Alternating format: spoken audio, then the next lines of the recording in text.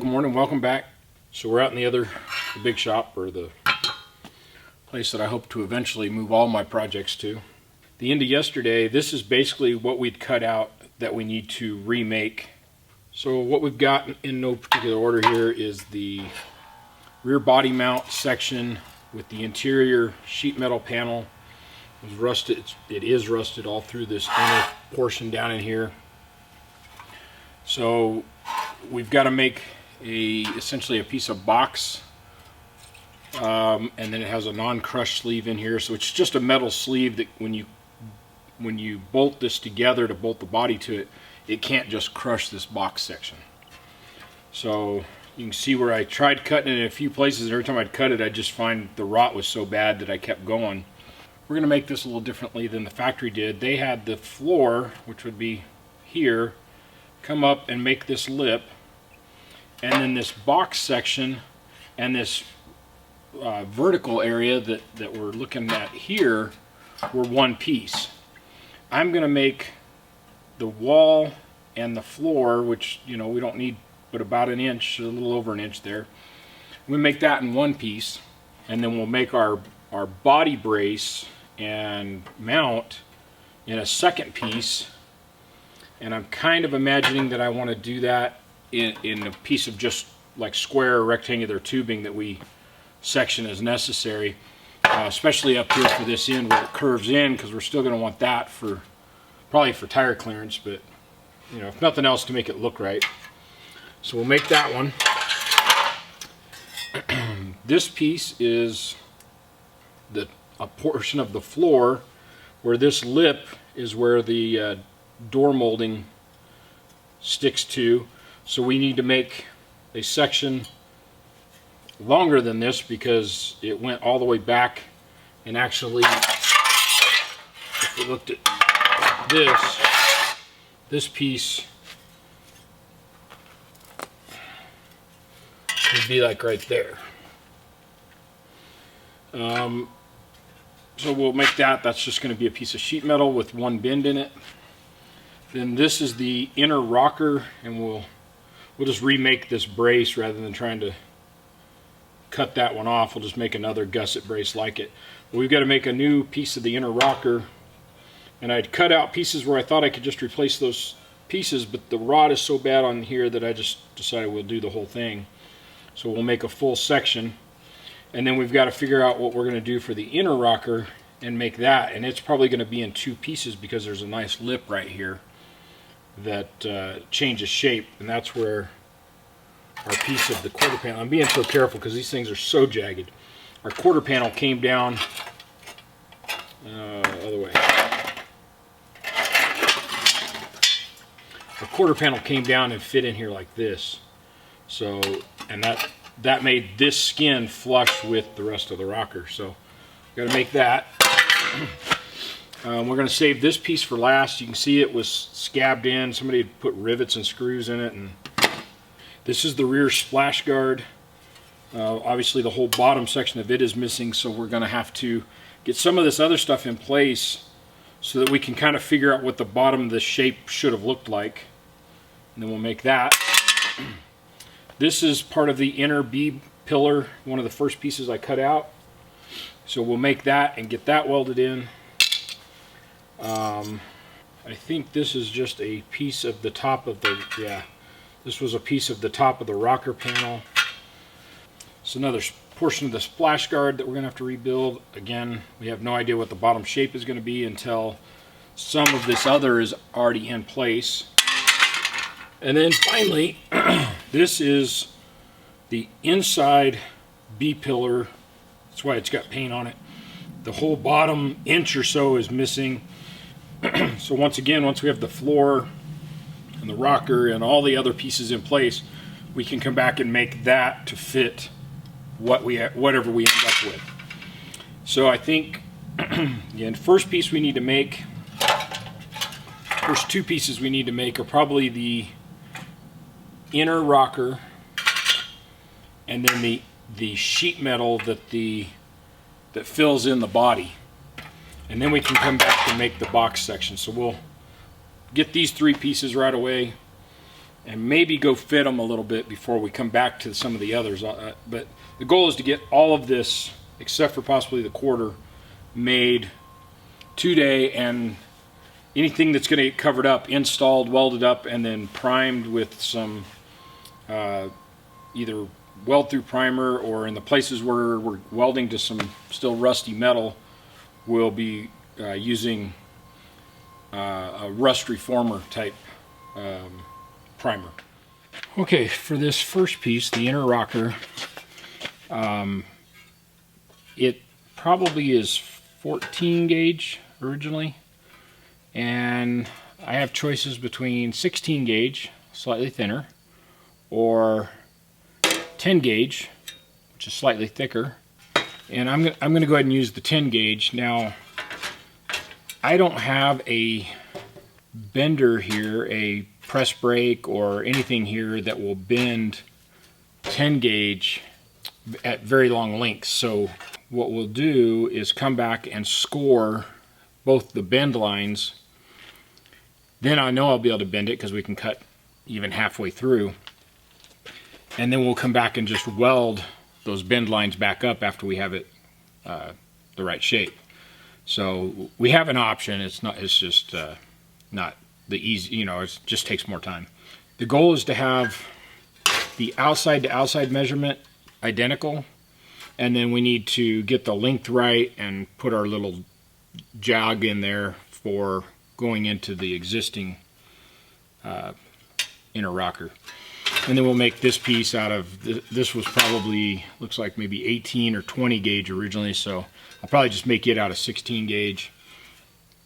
But the rest of it, everything else I think we're going to be making today will be out of the 16 gauge. So this will be the only heavy part that we'll have to work at to get bent. I think we should be able to do it fairly easily. So like I said, the big deal is we want the outside measurements to be the same. So we'll get that, and it's 3 7/16 it looks like. So we'll get that measurement. We'll get the length or the width or whatever you want to think of as the flange on both sides. Add that together. We'll add a little bit for the bend itself because that does eat up some material. And then we'll make our first bend. And what I may do is make this about lay it all out about 16 or 18 inches long, something in here, and then we'll cut a piece of it off that's just small enough that we know we can go bend it on the equipment I have, and then we'll come back and check and make sure it matches this in case we need to move any of the lines. Doing all this, I recommend a fine tip Sharpie. You do need to be careful. I've said it in many videos in the past. I clean stuff all the time with brake cleaner. You gotta be careful about that. Make sure you're using non-chlorinated brake cleaner.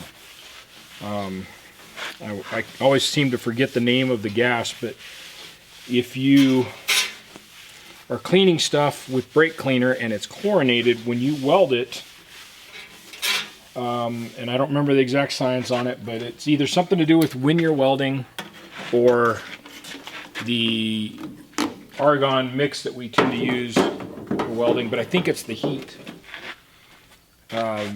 Chlorinated brake cleaner and I believe the heat end up making what I believe is fluorine gas, which they used I think during World War I or II to gas people out. So it's extremely harmful to your lungs.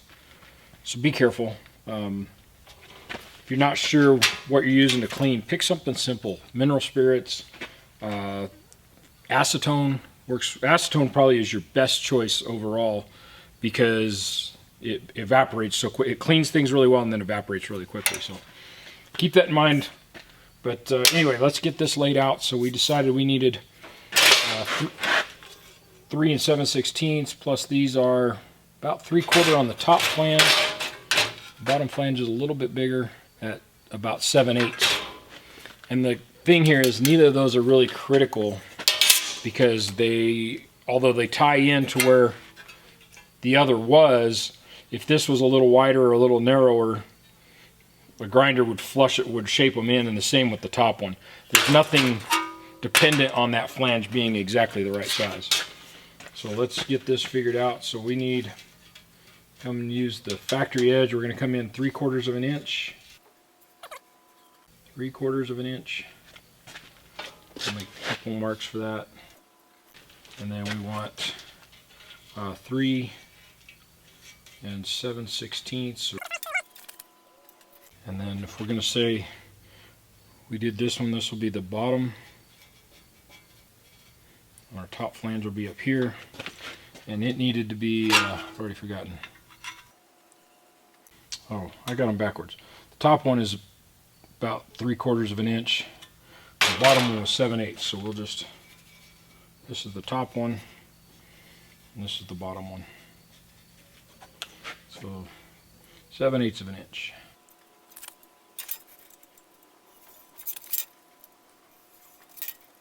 Now another thing is something like this would be really easy to lay out on my plasma table. And something like this where it's all just straight lines, except for the very end down here where we're going to put the curve back in it. Be super easy. But I kind of tend to use, if I'm making something one-off and it's not really complex, I tend to just do it like this. Use a grinder and cut it, or if it's thin enough metal, I go shear it, whatever it is. The idea of putting all this into the plasma would make it quick. I could come in here, cut, put the arc on here. You'd be done in just a few minutes. Take you longer to draw it. And you could come in and you could put some cut lines here where the fold was going to be. Make that easier. And here I am starting to talk myself into it.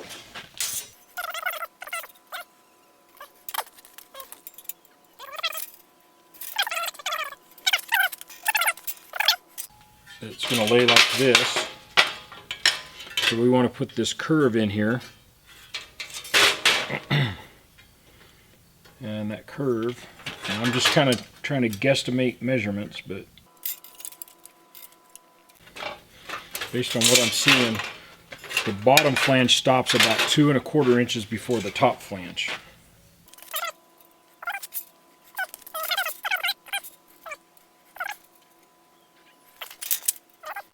So I got us a speed square.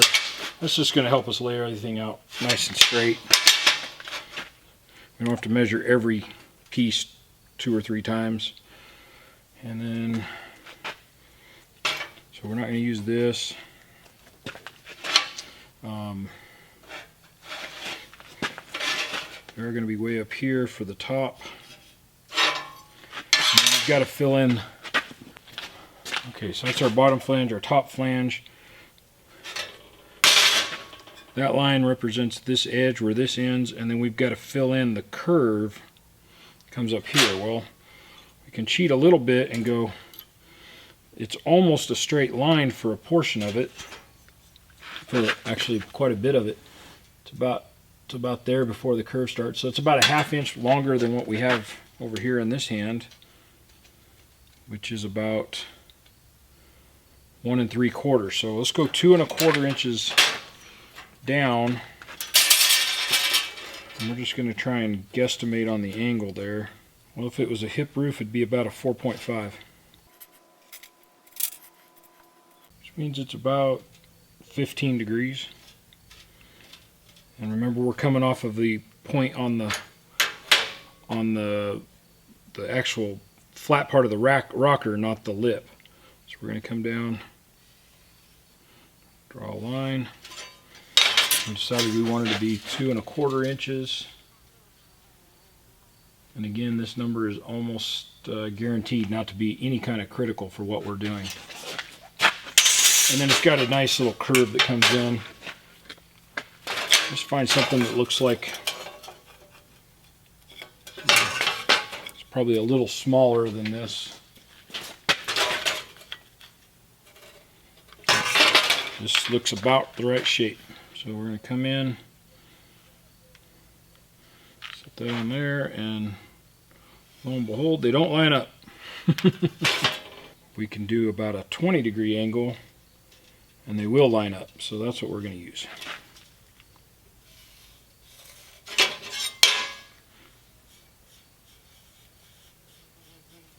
There we go. So there's the end of our rocker. Bottom flange, top flange. We need about 15 inches in length, which is down here. Give us a good start. So we're going to cut, I'm going to cut on the outside here and the outside here, and I'll cut this outside profile, and then we'll cut another line. We'll leave us a little long. We'll cut that chunk off and go bend it first and see how close we are to this profile, because like I said, the flanges are not critical on this one. So rather than worrying about whether we need to make it wider, all we have to do is move the bends and let the flanges eat up any of the, either become larger or smaller based on getting the profile right. Alright, so there's our test bend piece. So I laid the teeth of the bender right on the line so I could just see the Sharpie sticking out. And what we want to know now is how close we are. And it looks like I was off in my measurements, because we've got an inside that's bigger than our outside on this. So there you go. There's reason number one. Double check your measurements, but also, oh, and I know exactly what I did too. So I had a measurement, and I said that's the outside dimension, and I went to the inside dimension on that. So that's why it fits the inside. So no big deal. We'll redraw the line. Probably leave the bottom alone and just redraw the top. And then we'll end up cutting, either leaving the flange extra long at the top or cutting some off. But there you go. Perfect reason not to just bend up your first try. Mostly because this would be a pain in the butt to try and unbend, or we just have to start over. We'd end up scrapping our part. As far as the shape, it's got a nice tight bend, and it looks very similar to the original. So from that standpoint, I'm very happy with it. Let's try this again as far as this upper layout line. So we want 3 3/16 for an interior. So like I said, we're going to leave the bottom alone, mostly because we already have that curve in there. And then we'll come up 3 3/16.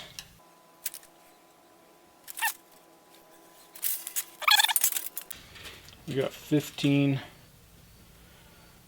3/4-ish. We're just going to have to get a pretty firm number on what we need. Now see, this is only like 14. We put this in here. Now we're only like 14 inches in here. So about 14 1/4 all the way to the top corner up there. So we're going to work our way back, and that'll give us one more test bend before we have to commit.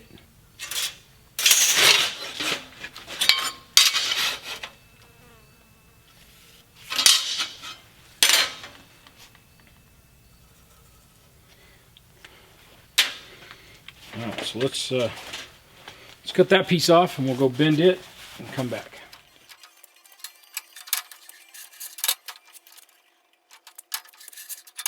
Alright, so I went over to the brake and bent that one just like the other. And when I lay it on here, what I'm seeing is we're still just a hair tall, about the thickness of the material. And I would say we are the thickness of the material, of this material, too tall. So we're going to redraw, we've already redrawn the top line, and we're going to have a little wider flange on top now. We're going to redraw the bottom line for the same kind of reference.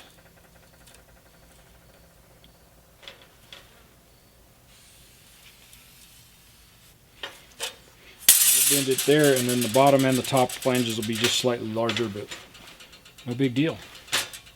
Alright, let's go get those bent. And I scored them so that this is the inside of the inner rocker.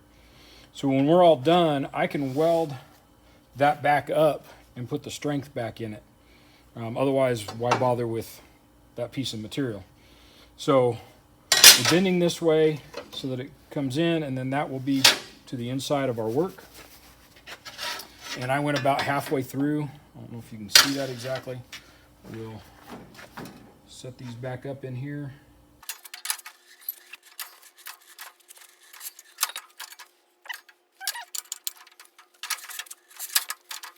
There you go. You can see how it opens that bend all the way up, so we're going to want to weld it. But we have a nice finish on the inside, so the part that anybody will ever see again looks like a good bend, good straight bend. Let's go back over to the other side, make sure it fits, and then we can finally move on. All right, so there we have it. Like I said, the scores now will require us to weld those up to make it a good solid piece again.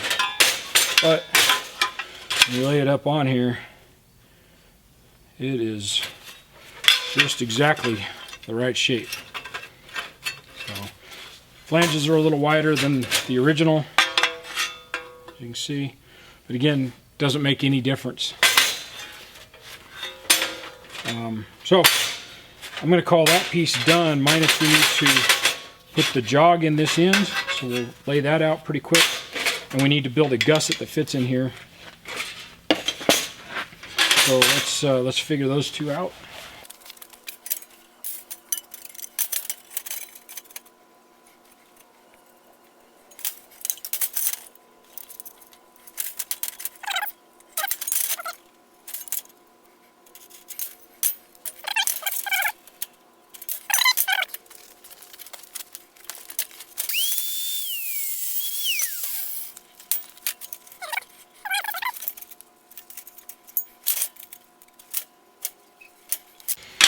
And if you look at this gusset, so it's a triangle. It has one bend here and another little bend at the bottom. So we need to duplicate both of those for strength. We can dump those two pieces. Dump those. So let's get a piece of 16 gauge.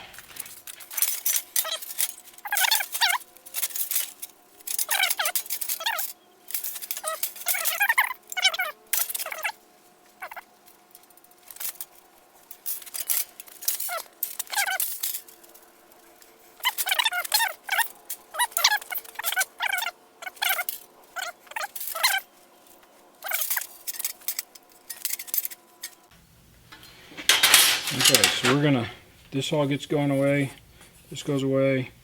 We're gonna cut up this line over here, up there, on this line down. So we're gonna be using this, and this is flanges, and then the triangle. Okay, 2 quick bends later, there we are. We have our zipper. I made it backwards. Doesn't that figure? Doesn't matter. Doesn't make any difference in what we're doing, but I did make it backwards. And all I would have had to do is draw the lines on the other side and bend it the other way, and it would have been correct. But doesn't make any difference for what we're doing, so we'll just live with it. A little bit of, okay, so the next thing is, now that that's kind of test fit in there, we'll drill a couple holes in here for some rosette or plug welds, and probably put a stitch weld on each side just to make it stronger. And then I'm going to weld in up these 2 cuts that we made. And this piece is with, I'm sure there'll be some final fitting to get it in the truck, but that piece is basically ready minus the welding. So we're going to set it aside, and we'll come back to the welding part in a little while. I also set aside the rest of the rocker because we're going to make the outer rocker after we have some of these inner pieces done.